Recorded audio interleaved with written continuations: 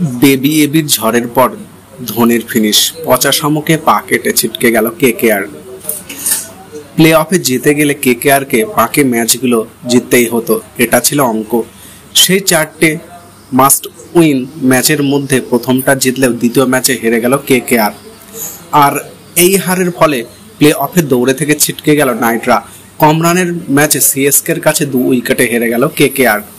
চলতি আইপিএল এর প্রথম দল হিসেবে ছিটকে গিয়েছিল সিএসকে, তাদের কাছে বাকি ম্যাচগুলো মানরক্ষা ছাড়া আর কিছুই নয়।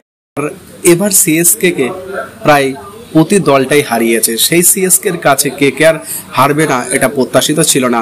ভৈরব অবরোর একটা খারাপ ওভার আর তাতেই ম্যাচ গেল সিএসকে এর দিকে।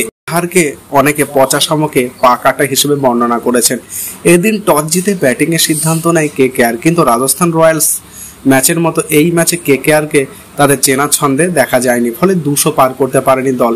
179 রানে শেষ হয় কেকেআর এর ইনিংস। এই ম্যাচে ব্যর্থ হন ওপেনাররা। গুরবাজ করেন 11 এবং নারিন করেন 26। রাহানে 48 রান করে ভরসা যোগান। রান করাটা তিনি অভ্যাসে পরিণত করে ফেলেছেন।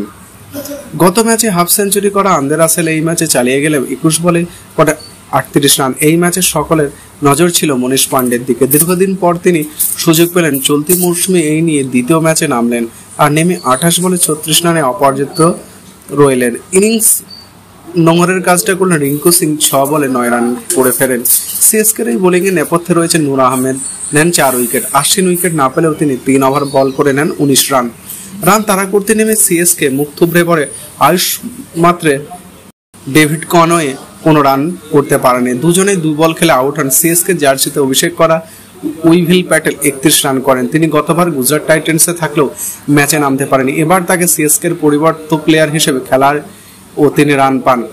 11 বলে এই রান করেন। আশ্বিন ও জাদেজা করেন যথাক্রমে 9 এবং 19 রান। একটা সময় সিএসকে 60 রানে 5 উইকেট হয়ে গিয়েছিল। সেই সময় খেলা নিজেদের দিকে ঘুরিয়ে নেন ডেনওয়ান্ড বেন্ডিস। 1 ওভারে 30 রান করে তিনি 25 বলে 52 রান করেন। এখানেই ম্যাচটা সিএসকে দিকে চলে আসেন। তিনি যদি টিকে থাকতেন তাহলে আরো আগে ম্যাচ শেষ করে দিতেন। তিনি না পারলেন ম্যাচ ফিনিশের কাজটা করেন ধোনি এবং শিবম দেবের। শেষে 45 রানে ডুবে ফিরলেও ধোনি ফিনিশ করেন। 44 বছর বয়সে যে তার ফিনিশের ঝাঁজ এখনো কমেনি সেটা প্রমাণ দিলেন। ফলে 2 বল বাকি থাকতেই জিতে গেল সিএসকে। এই ম্যাচটা ইতিহাসে তৈরির ম্যাচ। এই ম্যাচের আগে জাতীয় সঙ্গীত বাজানো হয় সেনাবাহিনীকে সম্মান জানিয়ে। এই ম্যাচে বিশাল দুটো টিফো দেখা গিয়েছে। ম্যাচ চলাকালীন ইডেন হামলার মেল করা হয়, কিন্তু সেই ম্যাচে মুখ থুবড়ে পড়ল কেকেআর। হেরে গিয়ে প্লে অফের দৌড়ে ছিটকে গেল তারা।